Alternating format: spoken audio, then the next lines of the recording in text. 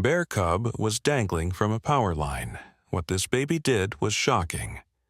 Let us know where you're watching from. If you love my content, consider supporting it with a super thanks. Also, don't forget to like and subscribe. It'll help us to remain in touch with amazing people like you.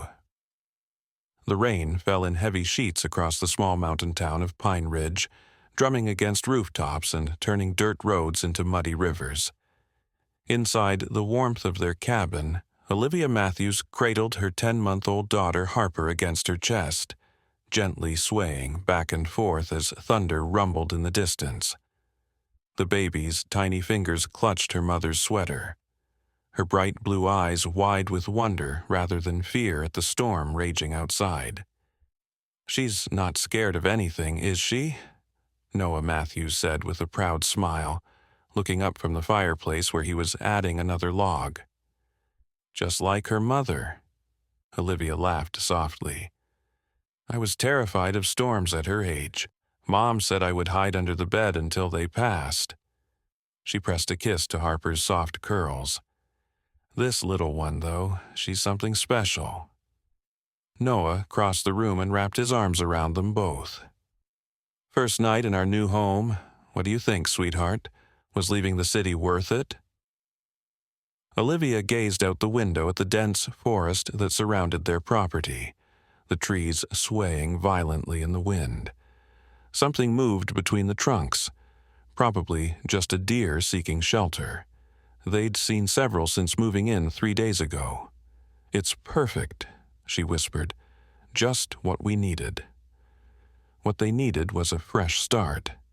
After Noah lost his job at the architectural firm in Seattle and Olivia's photography business struggled to stay afloat, the inheritance of her grandmother's cabin had seemed like fate. A chance to rebuild, to raise Harper surrounded by nature instead of concrete. Little did they know that fate had more in store for them than a simple change of scenery. The power flickered once, twice, then went out completely. Noah sighed and reached for the flashlight they'd left on the coffee table. "At least we've got the fire," he said, his face illuminated in the warm glow. "I'll check the generator in the morning." Outside, something crashed. Metal against metal, followed by a high-pitched cry that didn't sound like any animal Olivia had ever heard. Harper's head turned sharply toward the window, her chubby hands reaching out as if she could touch whatever made the sound. "What was that?" Olivia asked, moving away from the window. Noah frowned. Probably just a branch hitting the shed. Or maybe the old weather vane came loose again. The cry came again, louder this time, more desperate. Harper began squirming in Olivia's arms, making little grunting noises of her own, her face serious with concentration. "Noah," Olivia began, but her words were cut off by a blinding flash of lightning, illuminating their yard in stark white. And in that brief, electric moment, they saw it. A massive, fallen tree had taken down the power line that ran along the edge of their property, and there, tangled in the wires, hanging precariously 15 feet above the ground, was a small, dark shape, thrashing wildly. "Oh my God," Noah breathed, pressing his face against the glass. "I think that's a bear cub." Harper let out a sudden piercing wail that made both parents jump. Her little face crumpled in distress, her arms still reaching toward the window. "Shh, baby, it's okay," Olivia soothed, bouncing her gently. But Harper continued to cry, her eyes fixed on the window with an intensity that sent shivers down Olivia's spine. Noah was already pulling on his rain jacket. "I have to see if there's anything I can do." "Are you crazy?" Olivia grabbed his arm. "Noah, it's a bear, and where there's a cub, there's a mother. You can't go out there." "We can't just let it die, Liv." His eyes were pleading. "I'll be careful. I'll just see how bad it is, maybe call animal control or something." Another flash of lightning revealed the cub still struggling, its movements becoming noticeably weaker. Harper's cries grew louder, more insistent. She twisted in Olivia's arms, nearly falling in her determination to get to the window. "She knows," Olivia whispered, her voice barely audible over the baby's cries and the pounding rain. "Somehow, she knows it needs help." Noah hesitated, one hand on the doorknob. "Stay here with her. Lock the door behind me. If you see anything at all, call me back inside immediately." Olivia nodded, her throat tight with fear. As Noah stepped out into the storm, Harper's cries suddenly stopped. The baby went completely silent, watching with eerie focus as her father disappeared into the darkness. The silence was somehow more unnerving than the crying. Olivia carried Harper to the window, keeping a safe distance as they peered out together. "Daddy's going to help," she whispered, not sure if she was reassuring her daughter or herself.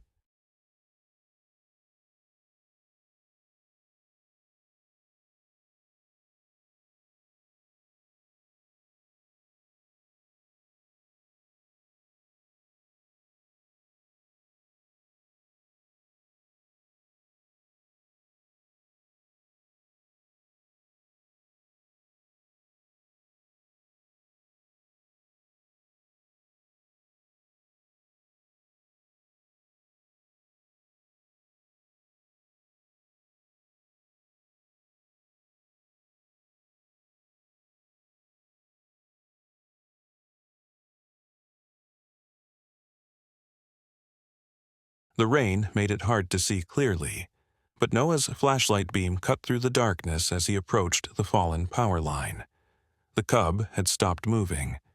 "Please be okay," Olivia murmured. "Please be okay." Harper placed one tiny palm against the cold glass, her blue eyes reflecting the lightning that continued to flash across the sky. And then, as if in response to the baby's silent plea, the cub twitched and raised its head. In the distance, from the depths of the forest, came a low, rumbling growl. Noah froze.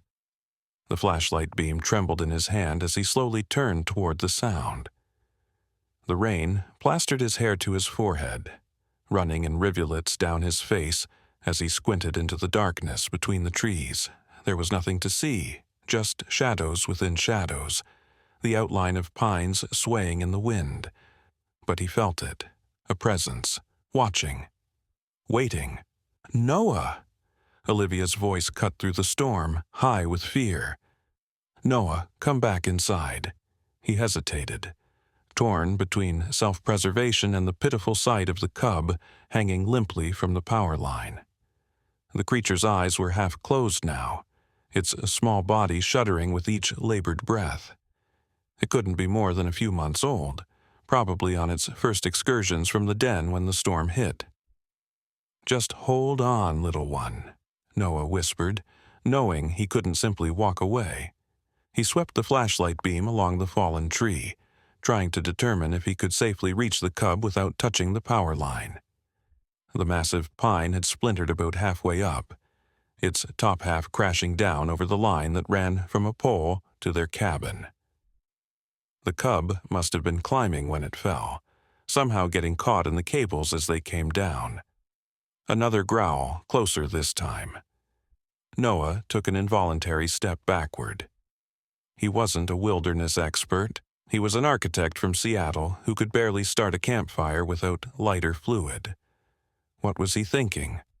"The power's out," he reminded himself aloud. "The line should be dead." But even as he said it, doubt crept in. What if there was still current running through it? What if he touched the wet cable and, "Noah, please!" Olivia was at the door now, her silhouette framed against the firelight, Harper still in her arms. The mother bear emerged from the trees like a nightmare taking form. She was enormous, far bigger than Noah had imagined a black bear would be. Her dark fur was slick with rain, her eyes reflecting the beam of his flashlight as she padded forward on silent paws. There was no aggression in her movements yet, just a terrible purpose. Noah's heart hammered against his ribs. Every instinct screamed at him to run, but he remembered reading somewhere that running could trigger a predator's chase response. Instead, he began backing away slowly, keeping his movements smooth and deliberate. "Liv, get inside," he called, trying to keep his voice steady. "Close the door, call someone." But who would come in this storm? The nearest neighbor was 5 miles away. Animal control wouldn't venture out in these conditions. They were on their own. The bear stopped about 30 feet away, raising her head to scent the air. Then she looked up at her cub and let out a sound that made Noah's skin crawl. Not a growl or a roar, but a moan of pure anguish. The cub responded with a weak cry of its own. Inside the cabin, Harper suddenly began to wail again, her cries eerily similar to the cub's. The mother bear's head swiveled toward the sound, nostrils flaring. That's when Olivia did something Noah would never have expected. Instead of retreating into the safety of the cabin, she stepped outside. Harper clutched protectively against her chest. "Liv, what are you doing?" Noah hissed, panic rising like bile in his throat. But Olivia wasn't looking at him. Her eyes were fixed on the bear, and there was something strange in her expression. Not fear, but a kind of fierce understanding. "She's just trying to save her baby," Olivia said softly. "Just like I would." The bear watched them, her dark eyes moving from Olivia to Harper, then up to her trapped cub. For a moment, the tableau held. 2 mothers, 2 cubs, separated by species but united by the most primal instinct of all. Then Harper did something that would change everything. She extended one small hand toward the bear and made a series of sounds. Not words, but not her usual babbling either. They were strangely rhythmic, almost like a song. The bear tilted her head, ears pricking forward. "What is she doing?" Noah whispered, not daring to move. "I don't know," Olivia replied, her voice filled with wonder. She's never made sounds like that before. Harper continued her strange singing, her little face solemn with concentration. And to Noah and Olivia's astonishment, the bear slowly sat back on her haunches, as if listening. A new sound broke the spell, the cracking of branches as someone approached from the road that led to their property. Headlights cut through the rain, and a truck engine rumbled in the distance. "Hello?" a man's voice called out. "Anybody there?" "Power company. We got a report of a downed line." The bear's head jerked toward the new threat. She rose to her full height, a warning growl building in her throat. "No, no, no," Noah muttered. The situation was about to get a whole lot more complicated. A beam of light bounced through the trees as the utility worker approached. "Hello? Folks at the Matthews place, you out here?" "Stay back," Noah shouted. "There's a bear." The light stopped moving. "A what?" "A bear, a mother bear. Her cub is caught in the power line." There was a moment of silence. Then, well, shit. The bear took a step toward the unseen utility worker, her maternal instinct now perceiving threats from all sides. And that's when Harper let out a sound unlike anything her parents had ever heard. A perfect, piercing imitation of a bear cub's call. The mother bear froze, swinging her massive head back toward Harper. The baby repeated the sound, her tiny face scrunched with effort. How is she doing that? Noah breathed, unable to believe what he was witnessing. Olivia shook her head, equally stunned. "I don't know. It's like she's talking to it."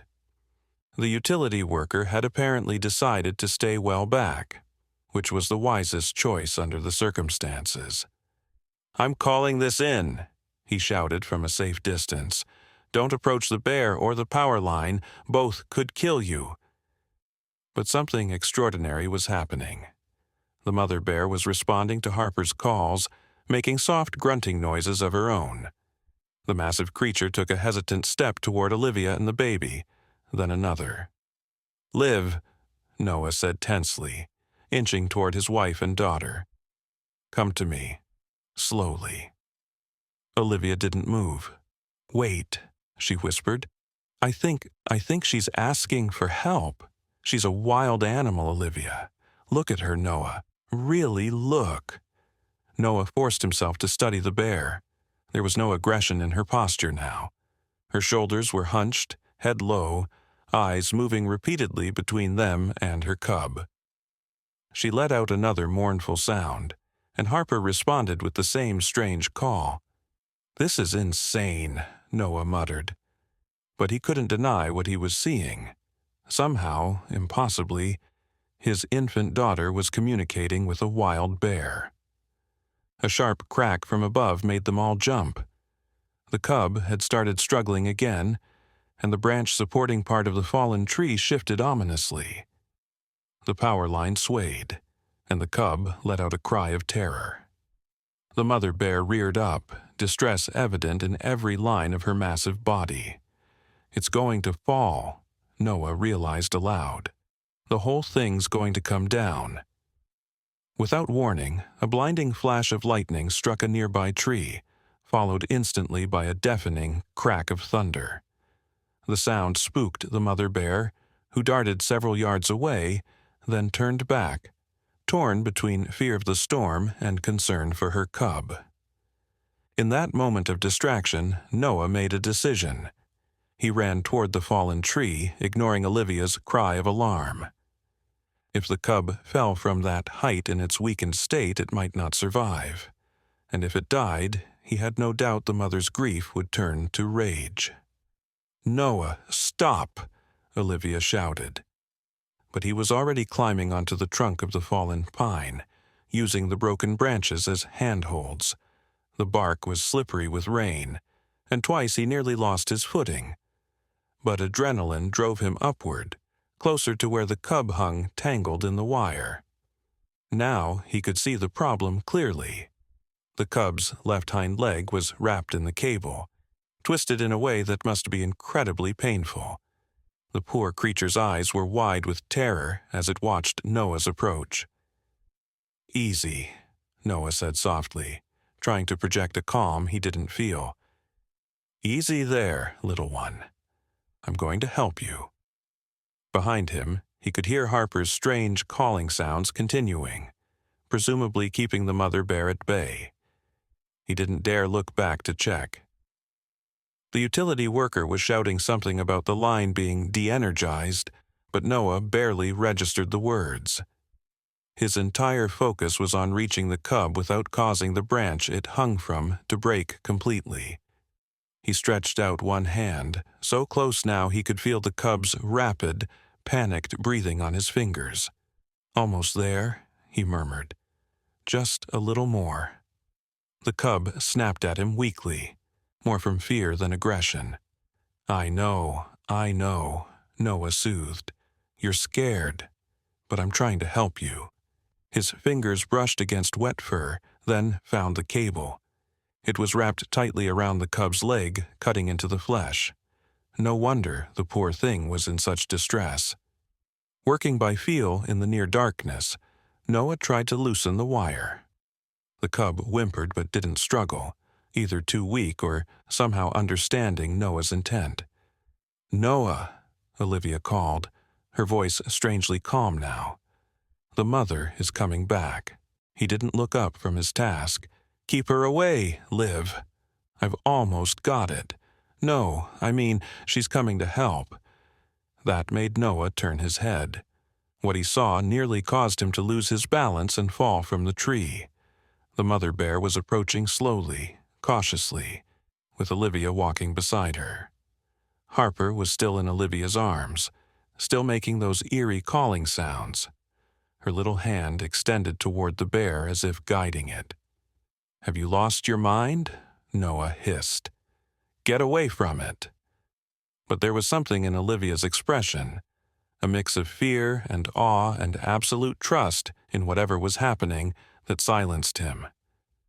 "She knows you're helping," Olivia said softly. I don't know how, but Harper is telling her somehow. She's coming to help too. As if to confirm this impossible claim, the mother bear stopped at the base of the fallen tree and looked up at Noah. Then, to his utter disbelief, she began to climb. "Oh, God," Noah whispered, frozen in place as hundreds of pounds of predator made its way toward him with surprising agility. "Oh, God, oh, God, oh, God." Harper's calls changed, becoming softer, almost like a lullaby. The cub responded, its cries less frantic now despite its precarious position. The utility worker had emerged from the trees, his face a mask of disbelief as he watched the scene unfold. "I've never seen anything like this," he said, keeping a respectful distance. "Never in 23 years on the job." The mother bear was just a few feet away from Noah now. He could smell her, a musky, wild scent, and see the intelligence in her dark eyes as she assessed the situation. She made a low sound in her throat, and the cub answered weakly. "I think," Noah said, his voice barely audible over the rain, "I think she wants me to keep going." And so, with a mother bear close enough to tear his throat out with one swipe of her massive paw, Noah continued working to free the cub from the power line. His fingers were numb with cold, and the wire had sharp edges that cut into his skin, but he barely noticed the pain. All he could think about was the surreal nature of the moment, this impossible partnership between man and beast. Finally, he felt the wire loosen. "I've got it," he breathed. "I've almost got it." With one final twist, the cable unwound from the cub's leg. The small bear immediately tried to scramble up, but it was too weak, its injured leg unable to find purchase on the slippery bark. Without thinking, Noah reached out and caught the cub before it could fall. The creature squirmed in his grasp, surprisingly heavy for its size, but he managed to secure it against his chest. Now he faced a new problem. How to get down from the tree with his arms full of bear cub, and the mother bear watching his every move. "Liv," he called, trying to keep his voice steady. "A little help here?" Olivia stepped closer to the tree, still holding Harper, who had gone quiet. The baby was watching with intense focus, her blue eyes seeming far older than her 10 months. The mother bear made another of those low grunting sounds, and to Noah's astonishment began to back down the tree, creating space for him to descend. He followed carefully, acutely aware of the precious burden in his arms and the deadly predator just ahead of him. When his feet finally touched the ground, Noah found himself standing face to face with the mother bear. She rose slightly on her hind legs, bringing her head level with his, her hot breath fogging in the cold rain. Time seemed to stop. Noah stood perfectly still, the cub clutched against him, his heart thundering in his chest. This close, he could see every detail of the bear's face, the drops of rain clinging to her fur, the scars from old battles, the intelligence and wildness in her eyes. Then Harper made another sound, softer this time, almost like a sigh, and the spell was broken. The mother bear dropped to all fours and made a huffing noise at Noah.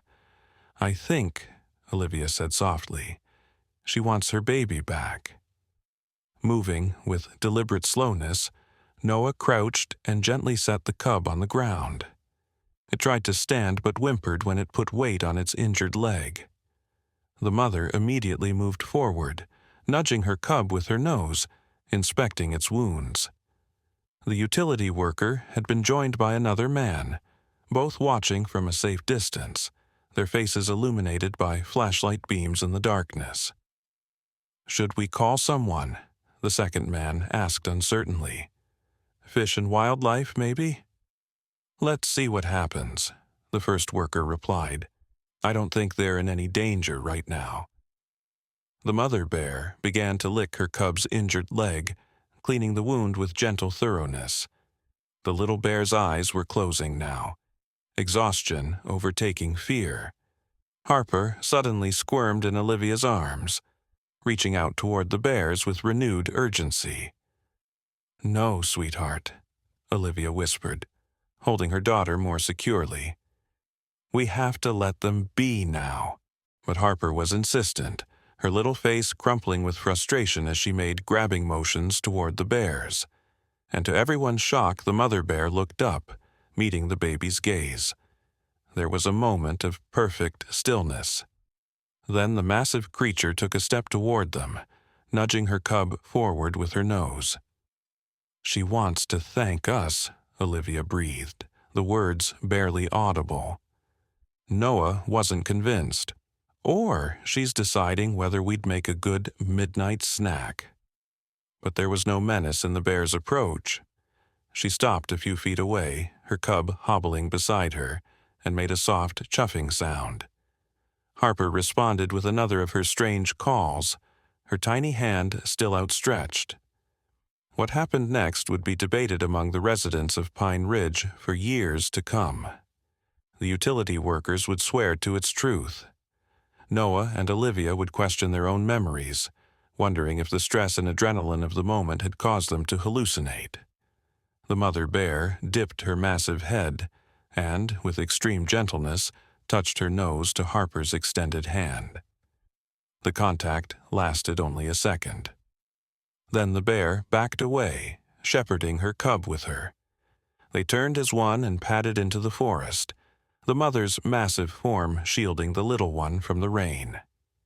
Just before they disappeared into the darkness, the bear paused and looked back, her eyes meeting Harper's one final time.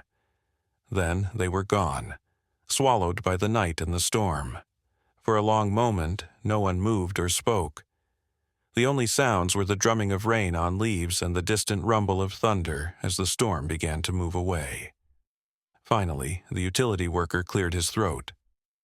"Well," he said, his voice rough with emotion, "I've been working these mountains for 23 years, and I've never seen anything like that. Never." Noah moved to Olivia's side, wrapping one arm around her shoulders, the other hand gently touching Harper's damp curls. The baby had fallen quiet, her eyes heavy with sudden exhaustion. "What just happened?" he whispered. "How did she know what to do? How did she make those sounds?" Olivia shook her head slowly. "I don't know. It was like she understood, like they understood each other." The second utility worker approached cautiously. "Ma'am, sir, your little girl there, that was something special. Something real special." Noah nodded, unable to find words adequate to the moment they had just experienced. "We'll get that power line fixed up for you," the first worker said, gesturing to his truck. "Though it might take till morning with this weather." "That's fine," Noah replied, his voice distant. "We have the fireplace. We'll be warm enough." As they walked back to the cabin, Harper already dozing against Olivia's shoulder, Noah couldn't shake the feeling that something fundamental had shifted, not just in his understanding of the natural world, but in his perception of his own daughter. "Do you think she'll remember this?" he asked softly, as they stepped onto the porch, out of the rain at last. Olivia looked down at Harper's peaceful face. "I don't know," she said, "but I don't think we've seen the last of those bears." Once inside, they dried off and changed into warm clothes.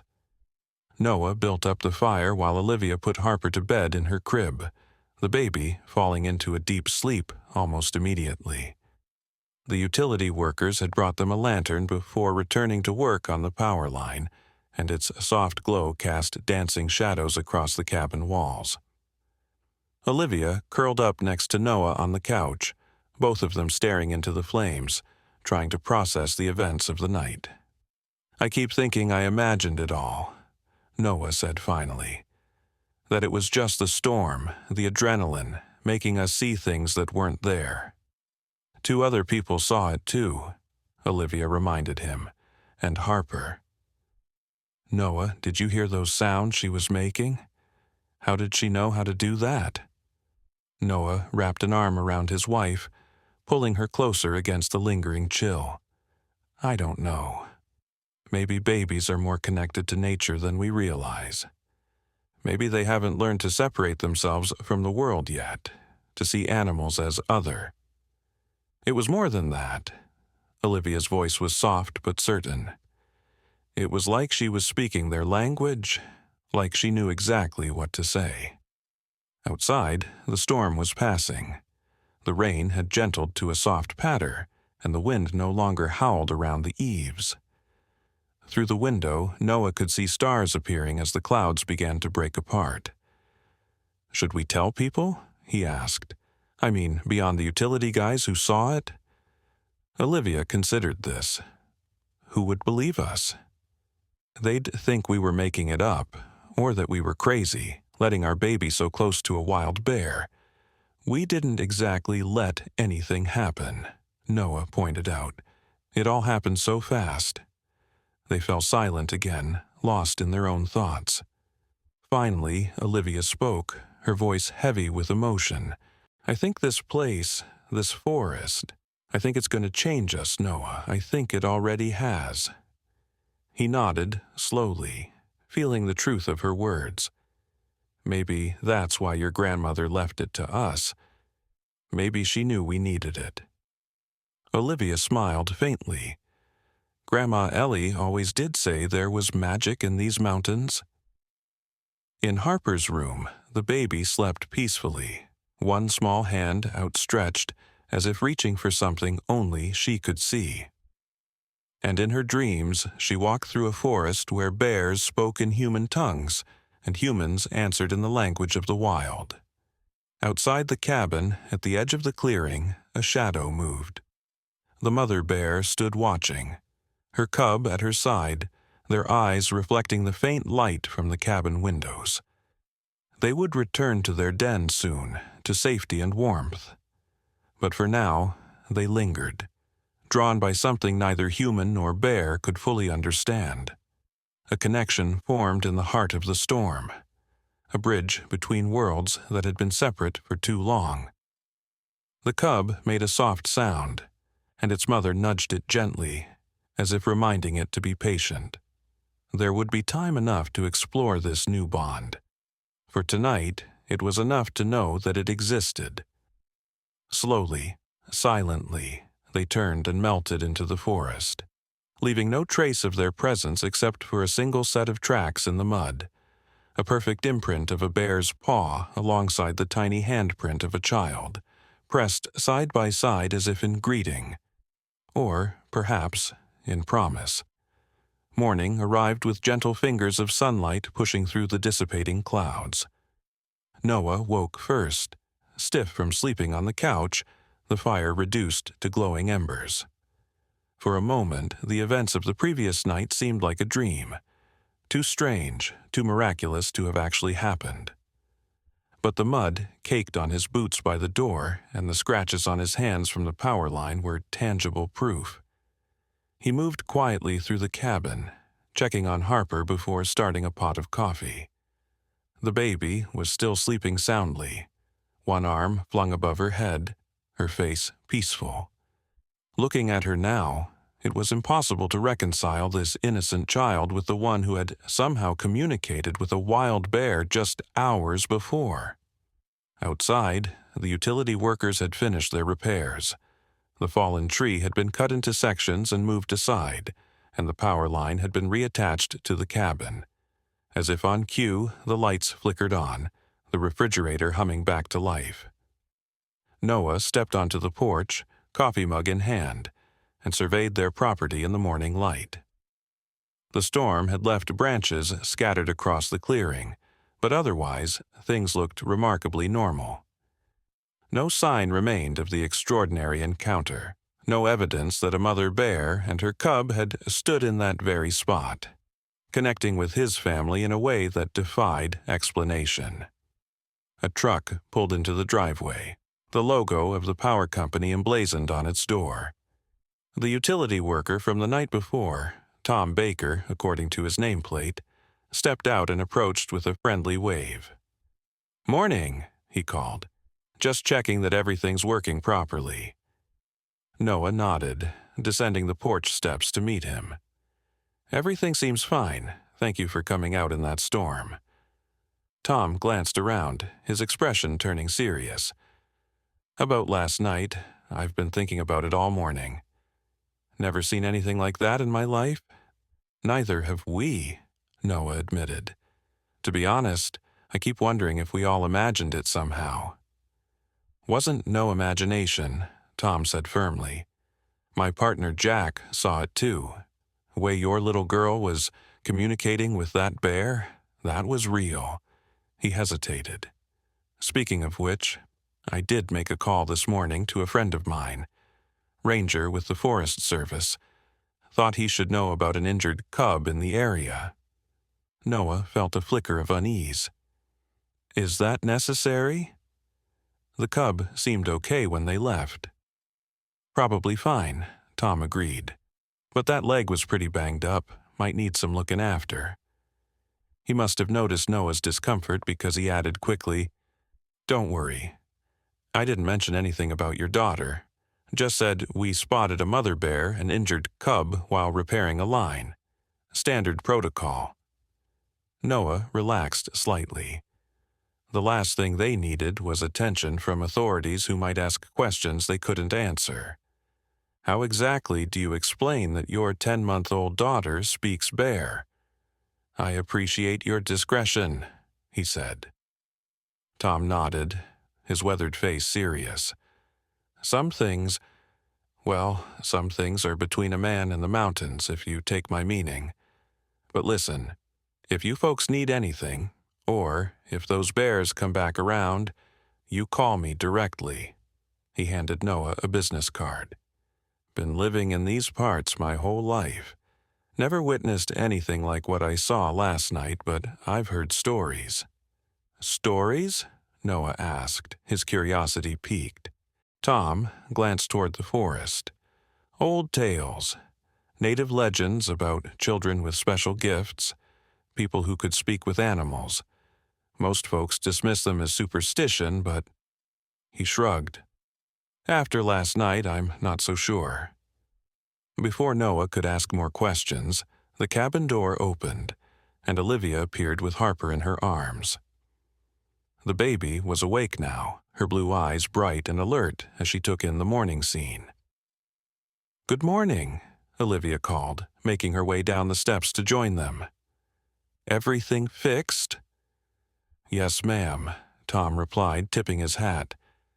"Power's back on and steady." Harper was squirming in Olivia's arms, making small, insistent sounds, and pointing toward the forest.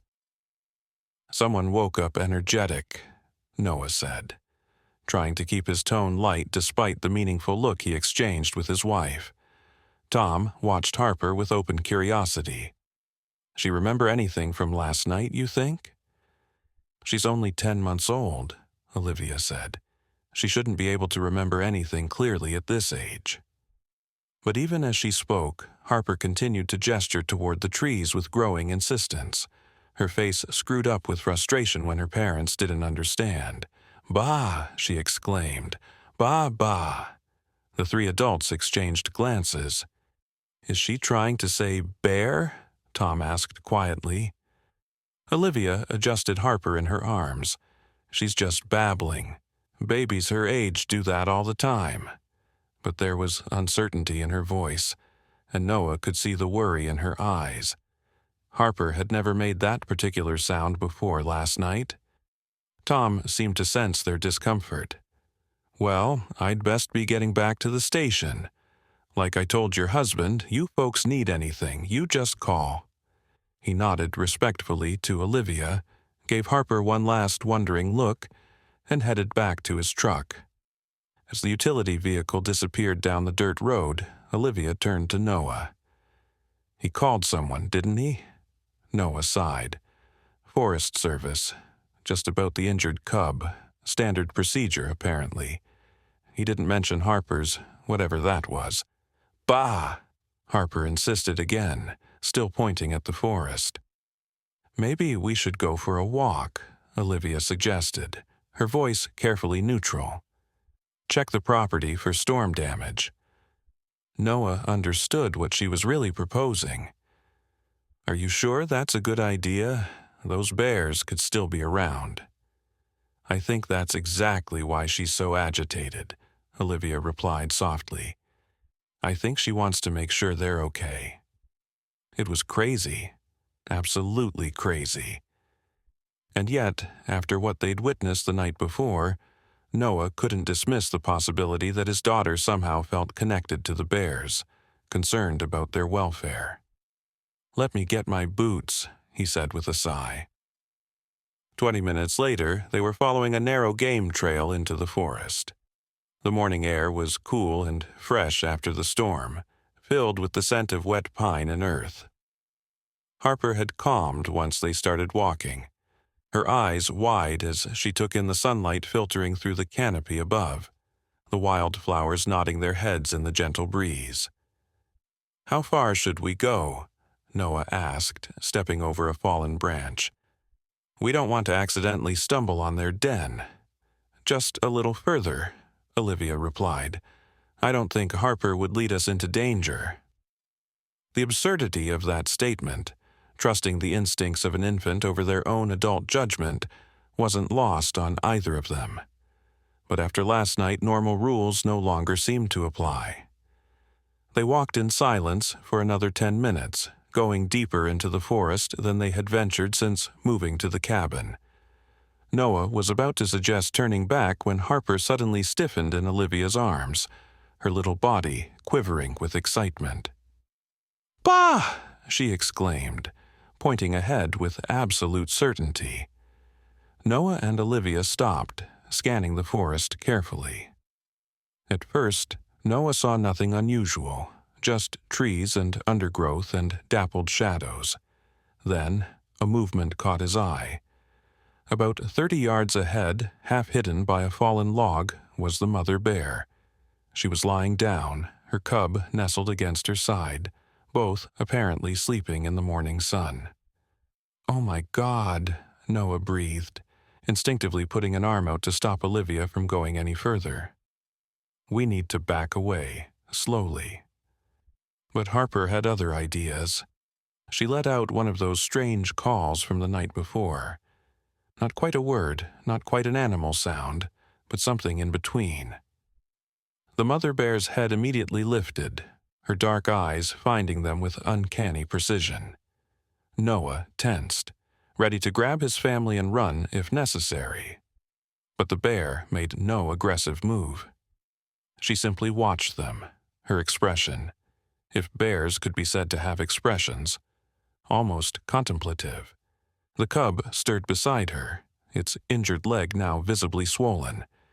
It tried to stand, but whimpered and settled back down. The sound tore at Noah's heart despite his fear. Its leg looks worse, Olivia whispered. It needs help. And what exactly are we supposed to do about that? Noah asked, keeping his voice low. We're not veterinarians. We can't exactly take a wild bear to the animal hospital. Harper made the strange sound again, and to their astonishment the mother bear rose to her feet. The massive creature stood for a moment, looking from them to her cub and back again. Then, slowly, deliberately, she nudged her baby with her nose, as if encouraging it to stay put. And then, Noah could hardly believe what he was seeing. She took several steps toward them. Liv, he said tensely. Liv, we need to go, now. But Olivia remained rooted to the spot, Harper still in her arms. Wait, she whispered. I don't think she means to hurt us. The bear stopped about 15 feet away, close enough that Noah could see the individual hairs of her dense fur, the scars on her muzzle, the intelligence in her dark eyes. She made a soft huffing sound. Harper responded immediately with a similar noise, then looked up at her mother with such earnestness that Olivia gasped. "Noah," she said, her voice trembling slightly. I think she's asking us to help her cub." "That's impossible," Noah replied automatically, though even as he said it, he wasn't sure anymore what was possible and what wasn't. Last night had broken all the rules he thought he knew about the natural world. Harper squirmed in Olivia's arms, clearly wanting to be put down. When Olivia hesitated, the baby began to cry. Not her normal cry, but a sound of pure frustration that cut through the peaceful morning like a knife. The bear took another step toward them, then stopped, as if recognizing their fear. She made another of those huffing sounds, then turned and looked back at her cub, who was attempting to stand again without success. "She is asking for help," Noah realized aloud, the words feeling strange in his mouth. "She remembers that we helped last night. She's trusting us." It defied everything he had ever been taught about wild animals, about bears in particular. They were supposed to be dangerous, unpredictable, especially mothers with cubs. And yet the evidence was right in front of him. This massive predator, standing at a respectful distance, somehow communicating with his infant daughter, seeking human assistance for her injured baby. "We should call that ranger Tom mentioned," Olivia suggested. "They'd know what to do." But even as she spoke, Noah knew that wasn't the right answer. Bringing officials here would change everything. They would tranquilize the bears, separate them, maybe even relocate them to a different area, and whatever extraordinary connection had formed between Harper and these wild creatures would be broken. "No," he said, surprising himself with his certainty. "No rangers, no officials." He met Olivia's questioning gaze. "I think we need to help them ourselves." "How?" Olivia asked, bouncing Harper gently as the baby continued to fuss. "What do we know about treating injured wildlife?" Noah was already pulling out his phone. "We'll figure it out. There's got to be information online about basic first aid for animals. And I think—" He hesitated, hardly believing what he was about to say. "I think she'll let us help, as long as Harper's here." It was madness, complete madness. And yet, looking at the mother bear's patient, waiting posture, Noah couldn't shake the feeling that this was exactly what was meant to happen. That somehow, their move to this remote cabin, the storm, the fallen power line, it had all been leading to this moment. "Okay," Olivia said finally. "Tell me what to do." For the next 10 minutes, Noah researched basic wildlife first aid while Olivia kept Harper entertained. The mother bear had retreated to her cub's side but continued to watch them, her gaze never wavering. "All right," Noah said at last. "From what I can find, the main concerns with an injury like this are infection and proper alignment for healing. We'll need to clean the wound, maybe splint the leg if it's broken, and give it some kind of antibiotic." "And how exactly do we do that without getting mauled?" Olivia asked, a note of hysteria creeping into her voice. Harper, who had been babbling quietly, suddenly let out another of her strange calls. The mother bear immediately looked up, alert. "I think," Noah said slowly, "that Harper is going to tell her it's okay." The absurdity of the statement hung in the air between them.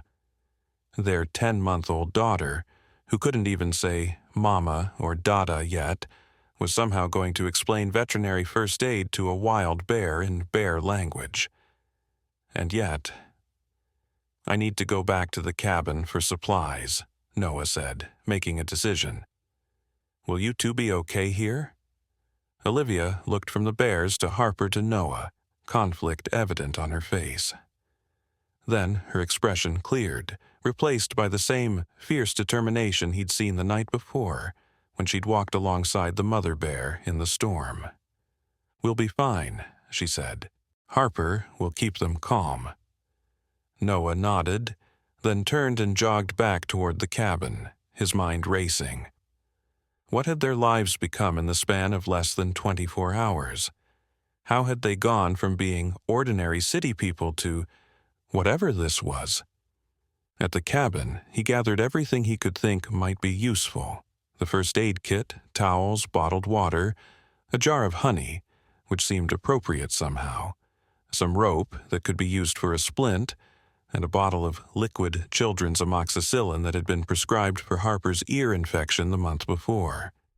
He wasn't sure if it would work for a bear, but it was the only antibiotic they had. By the time he returned to the forest clearing, something remarkable had happened. Olivia was sitting on the ground, Harper in her lap, just 10 feet from where the mother bear lay with her cub.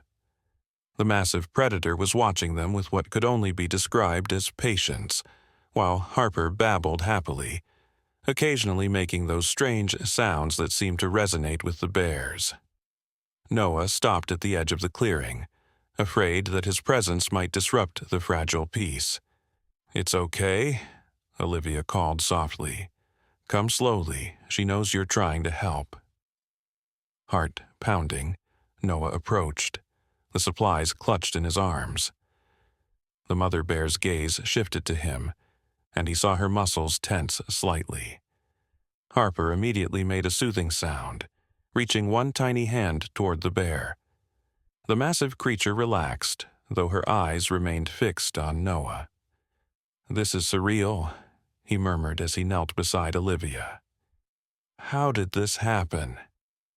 "She led me right to them," Olivia replied quietly. "It's like they've been waiting for us. For her." She nodded toward Harper, who was now watching the proceedings with solemn concentration. Noah turned his attention to the cub, who was regarding him with evident suspicion. Its injured leg was indeed swollen around the ankle, with a visible wound where the power line had cut into the flesh. "I need to clean that first," Noah said, as much to himself as to the others. "Then see if it's broken or just sprained." He opened a bottle of water and moistened a clean towel. The question now was how to approach the cub without scaring it or provoking its mother. Harper made another of those strange sounds, and to Noah's amazement the mother bear gently nudged her cub, as if encouraging it to allow Noah's touch. Moving with deliberate slowness, Noah reached out with the damp towel. The cub flinched but didn't pull away as he began to clean the wound.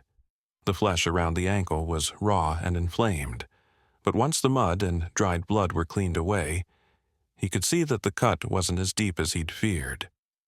"I don't think it's broken," he reported, feeling the joint carefully.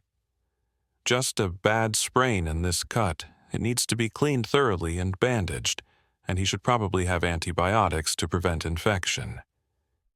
Olivia nodded, as if treating an injured bear cub with their daughter's leftover medicine was the most natural thing in the world. "Will he let you bandage it?" As if in answer, Harper made another sound, and the cub visibly relaxed, extending its injured leg a little further toward Noah. "This is impossible," Noah muttered, even as he continued his ministrations. Absolutely impossible. Yet it was happening. Under the watchful eye of the mother bear, and with Harper's apparent translation, Noah cleaned the wound, applied antibiotic ointment from the first aid kit, and carefully wrapped the cub's ankle in a soft bandage. He then fashioned a makeshift splint using sticks and rope to provide support while still allowing some movement. The final challenge was the antibiotic. He wasn't sure of the dosage for a bear cub. The internet hadn't been particularly helpful on that point, but he estimated the cub weighed about 30 pounds and measured out what he hoped was an appropriate amount of the pink liquid. "How do we get him to take this?" he wondered aloud. Olivia had a sudden inspiration. "The honey." She opened the jar and poured a small amount into a plastic cup from the first aid kit. Noah added the medicine and stirred it with a stick.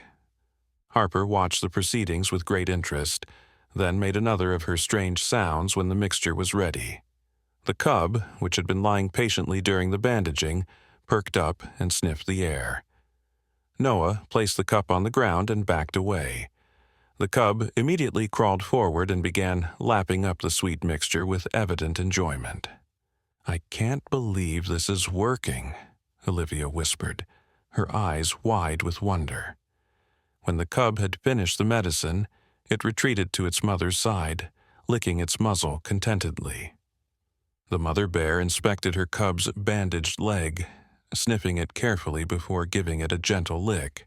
Then she turned her attention to Noah and Olivia, her dark eyes seeming to hold a depth of emotion that Noah would have previously thought impossible in an animal. She made a soft sound, not a growl, but a rumbling that seemed to emanate from deep in her chest. It was almost like a purr. Harper responded with a happy gurgle, clapping her hands together with delight. The baby looked up at her parents with such joyful pride that Noah felt his throat tighten with emotion. "You did good, sweetheart," Olivia said softly, pressing a kiss to Harper's curls. "You helped them."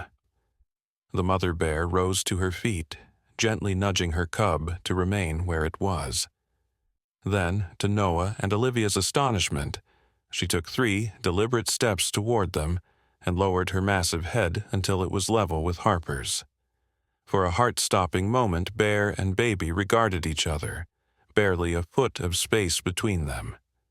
Noah tensed, every instinct screaming at him to pull his daughter away from the wild predator, but something held him back, the same inexplicable trust that had allowed him to treat the cub's wounds under the mother's watchful eye.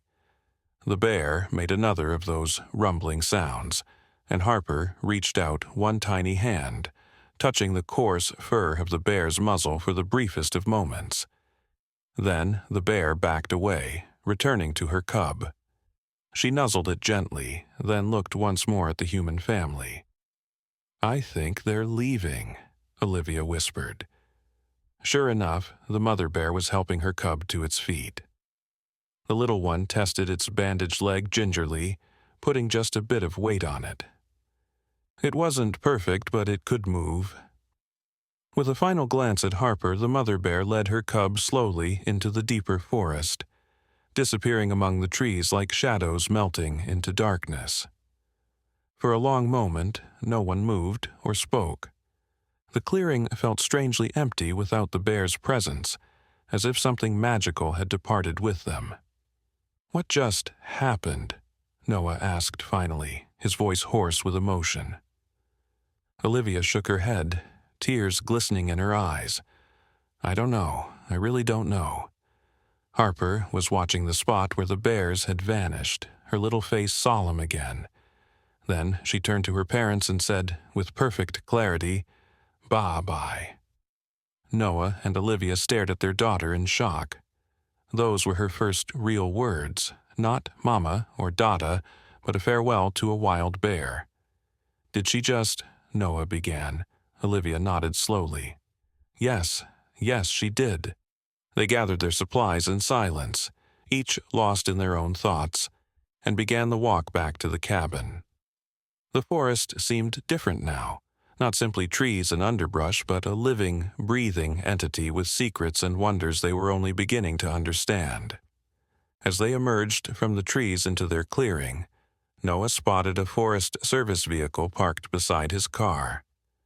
A tall woman in a ranger's uniform was standing on their porch, about to knock on the door. "Can I help you?" Noah called, quickening his pace. The ranger turned, her expression professional but friendly. "Good morning. I'm Ranger Michelle Chen. I understand there was a report of an injured bear cub in this area." Noah and Olivia exchanged a glance, a silent communication passing between them. "We haven't seen any bears," Olivia said smoothly, adjusting Harper on her hip. "But we haven't been here long. Just moved in last week." The ranger looked slightly puzzled. "That's odd. We got a call from a utility worker who was out here last night, said he spotted a mother and cub while repairing a downed line. Noah shrugged, hoping his face didn't betray him. It was pretty dark and storming pretty bad. Maybe he was mistaken. Ranger Chen didn't look entirely convinced, but she nodded. Possibly. Mind if I take a look around your property? Bears can be dangerous, especially mothers with cubs. If they're denning nearby, you should be aware. Of course, Noah agreed, knowing it would look suspicious to refuse. Feel free. We were just getting back from a walk ourselves. The ranger smiled at Harper, who was watching her with curious eyes. Cute kid. How old? 10 months, Olivia replied, just starting to talk. As if on cue, Harper pointed in the general direction of the forest and said clearly, Bah. Noah felt a cold sweat break out on his forehead, but Ranger Chen just laughed. Is she trying to say bear? Smart little thing, isn't she? Very smart, Olivia agreed, her voice admirably steady. Always surprising us. The ranger spent about 20 minutes walking the perimeter of their property, looking for signs of bear activity. Noah accompanied her, making small talk while internally praying that the bears had gone far enough away not to be detected. Well, I don't see any fresh tracks or scat, Ranger Chen said finally as they returned to the cabin. But that doesn't mean they're not around. Bears have big territories, and they move around a lot, especially this time of year when they're teaching cubs to forage. She handed Noah a pamphlet titled Living Safely with Bears and a business card. Call if you see anything concerning. Otherwise, just normal precautions. Secure your trash, don't leave food outside, that sort of thing. Noah nodded, slipping the card into his pocket next to Tom's. Will do. Thanks for checking. As the ranger's vehicle disappeared down the dirt road, Olivia joined Noah on the porch, Harper still in her arms. That was close, she said quietly. Noah ran a hand through his hair, suddenly exhausted. Too close. We need to be more careful. Harper was reaching toward the forest again, a look of longing on her small face. No, sweetie, Olivia said gently. The bears need to rest now. Their family time. The baby's lower lip trembled, but she didn't cry. Instead, she laid her head on Olivia's shoulder, her eyes still fixed on the distant trees. What do we do now? Noah asked, his voice barely above a whisper. Olivia looked out at the forest, then down at their daughter, then back at Noah. I don't know, she admitted, but I think this is just the beginning.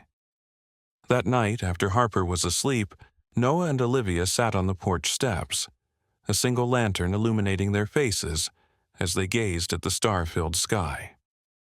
The events of the past 24 hours hung between them, too extraordinary to dismiss, too inexplicable to understand. I keep thinking about what Tom said. Noah finally broke the silence, about native legends of children who could speak with animals. Olivia nodded slowly. My grandmother used to tell stories, too. She said this land was special, that the mountains had spirits, that animals here were different from anywhere else. I thought they were just stories, Noah said. So did I. Olivia leaned her head against his shoulder.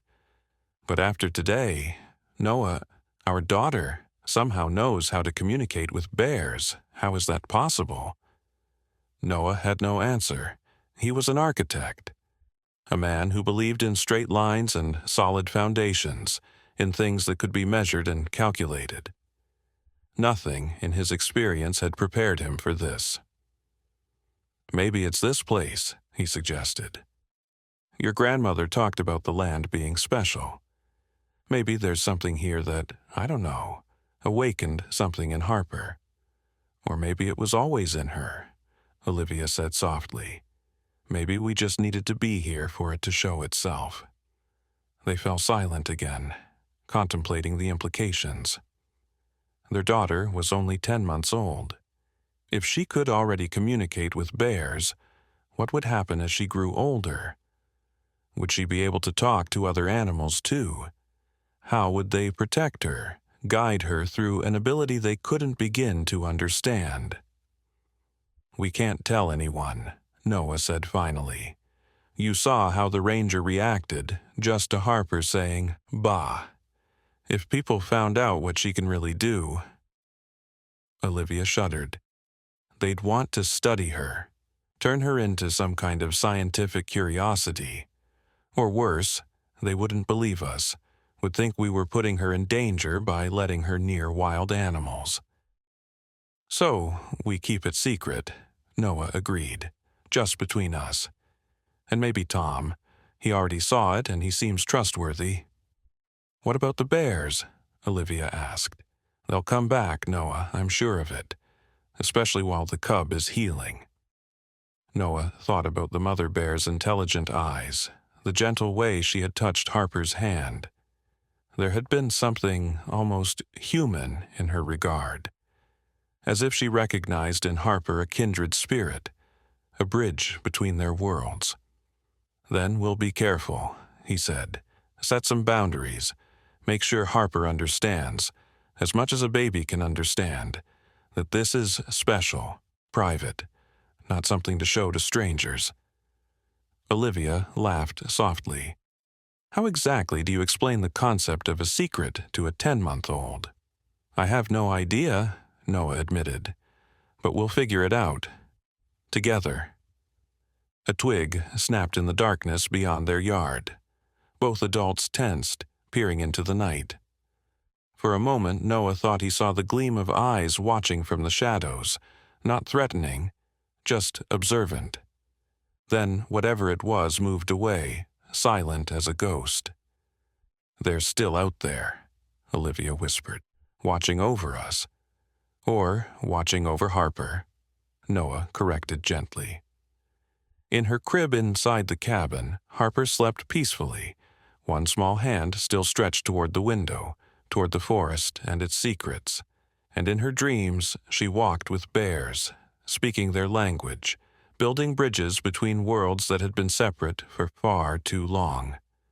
The connection had been formed. The promise had been made. And somewhere in the ancient forest that surrounded their new home, a mother bear and her cub made their slow way back to their den, carrying with them the scent and memory of the human child who had called to them through the storm, who had reached across